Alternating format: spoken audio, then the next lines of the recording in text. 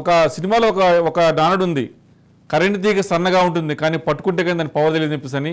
So అదే రకంగా ఒక రోహిత్ అనే వ్యక్తి తను ఒక సైబర్ సెక్యూరిటీ ఎక్స్పర్ట్గా, అలాగనే ఎథికల్ హ్యాకింగ్ సంబంధించి కూడా ఒక టీమ్ ఆఫ్ మెంబర్స్గా ఉండి పబ్లిక్ అవేర్ చేస్తూ ఉన్నారు. సో ఈ నేపథ్యంలోనే రోహిత్ గురించి మనం కొంచెం తెలుసుకునే ప్రయత్నం చేద్దాం. నమస్తే రోహిత్. సో నమస్తే సార్.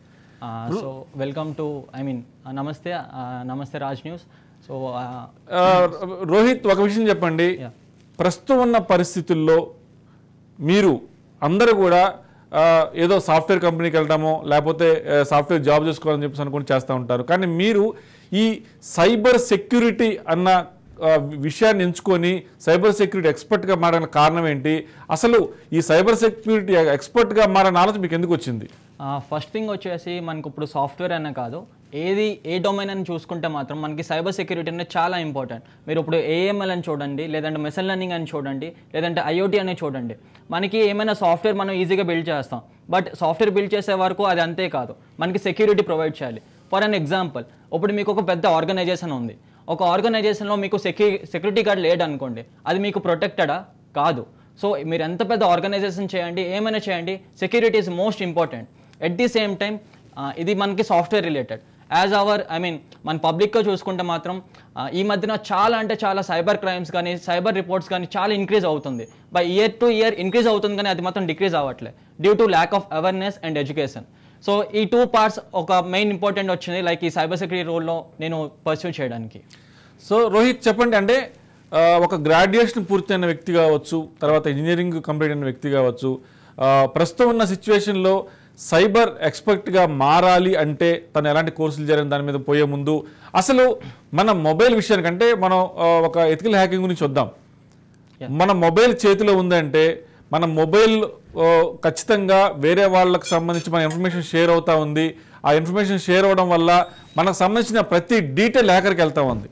సో ఇది ఎంతవరకు వాస్తవము, తర్వాత మన పర్సనల్ విషయాలు కావచ్చు, మన పర్సనల్ డేటా కావచ్చు, వేరే వాళ్ళకి వెళ్లకుండా ఉండాలంటే సైబర్ సెక్యూరిటీ ఎక్స్పర్ట్గా మీరు ఏం చెప్తారు? దానికి సంబంధించిన కొన్ని టిప్స్ చెప్పే ప్రయత్నం చేయండి. సో ఫస్ట్ థింగ్ వచ్చేసి మొత్తం మన విక్టిమ్ పర్సన్ చేతిలో ఉంటుంది. ఫర్ ఎగ్జాంపుల్ ఒక ఇన్సిడెంట్ తీసుకుందాం. మీరు ఒక లైక్ అన్నోన్ వెబ్సైట్ అనేది మీరు విజిట్ చేశారు. సో అన్నోన్ విజిట్ చేసిన వెంటనే దాంట్లో ఫస్ట్ ఒక నోటిఫికేషన్ వస్తుంది, అలౌ దిస్ అని చెప్పేసి. అక్కడ మీరు అలౌ చేసిన వెంటనే ఒక మాల్వేర్ లేదంటే ఒక థర్డ్ పార్టీ అప్లికేషన్ అనేది మీ మొబైల్లో ఇన్స్టాల్ అవుద్ది. సో ఇన్స్టాల్ అయిందంటే అది ఎలా, లైక్ మీ వల్లే కదా, మీరు అక్కడ అలౌ ప్రెస్ చేసిన వెంటనే అది ఇన్స్టాల్ అయింది. అదే మీ ప్లేస్లో మీరు బ్లాక్ అని చేస్తుంటే మాత్రం అది ఇన్స్టాల్ అవ్వదు. ఓకే, ఇది ఒక ఇన్సిడెంట్. సో ఇది ఒకసారి అలౌ అయిన తర్వాత మీ థర్డ్ పార్టీ అప్లికేషన్ అనేది బ్యాక్గ్రౌండ్లో రన్ అవుతుంటుంది. సో బ్యాక్గ్రౌండ్లో రన్ అయినప్పుడు మీకు కొన్ని లైక్ నోటిఫికేషన్స్ వస్తుంటాయి, like some app is running background అని చెప్పేసి, లేదంటే బ్యాటరీ అనేది చాలా ఫాస్ట్గా ట్రైన్ అవుతుంటుంది. ఎట్ ది సేమ్ టైం ఇది డేటా అనేది చాలా ఫాస్ట్గా అనేది అయిపోతుంటుంది. సో ఇదంతా ఒక సిమ్టమ్స్ అనమాట. సో ఇక్కడ నుంచి మీరు ప్రొటెక్ట్ అవ్వాలంటే ఓన్లీ ఫస్ట్ థింగ్, హ్యాకర్ చేతిలో ఏమీ ఉండదు, మొత్తం చేతిలో ఉంటుంది విక్టిమ్, అది మీరు మాత్రం కంప్లీట్గా ప్రొటెక్ట్ అయ్యి లేదు. అన్నోన్ వెబ్సైట్స్ కానీ అన్నోన్ యాప్స్ కానీ, ఇప్పుడు చాలా అన్నోన్ వెబ్సైట్స్ ఉన్నాయి, లేదంటే అన్నోన్ వెబ్సైట్ మూవీ అనేది ఈజీగా డౌన్లోడ్ అవుతుంది, లైక్ పైరసీ అవ్వచ్చు, ఏదైనా అవ్వచ్చు. కానీ ఆ పైరసీ మీరు డౌన్లోడ్ అవ్వకుండా డౌన్లోడ్ చేయకుండా మీరు ప్రొటెక్ట్ చేస్తే మాత్రం మీరు ఈ హ్యాకర్స్ నుంచి అవే అవుతారనమాట. ఎట్ ది సేమ్ టైం ఈజీగా ఇప్పుడు అమెజాన్ ప్రైమ్ అవ్వచ్చు లేదా నెట్ఫ్లిక్స్ అవ్వచ్చు, అక్కడ మీకు వెబ్ సిరీస్ ఫ్రీగా చూడాలని చెప్పి మీరు వేరే వెబ్సైట్స్ మీరు డౌన్లోడ్ చేస్తుంటారు. మీరు నార్మల్గా ఆలోచించండి, ఏమైనా ఈజీగా అంటే ఫ్రీగా ఎవరు ఇవ్వరు, ఈ లోకల్లో అనేది ఫ్రీగా ఏది ఇవ్వరు.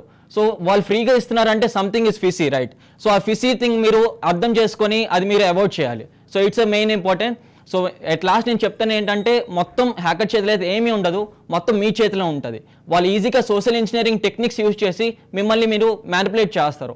ఆ మ్యానిపులేట్లో మీరు పడతారంటే మాత్రం ఇట్స్ గాన్.